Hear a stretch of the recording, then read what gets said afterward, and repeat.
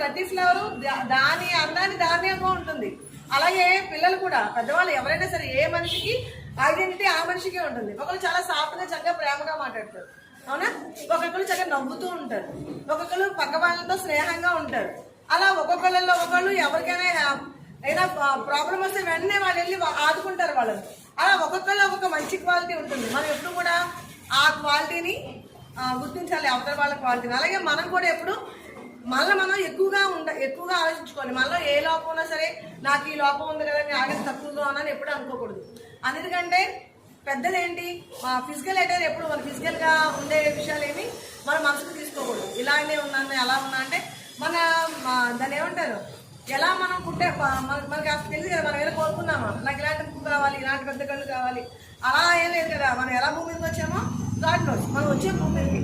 so మనకి ఏ జీవితం అయితే భగవంతుడు ఇచ్చాడో దాన్ని మనం గొప్పగా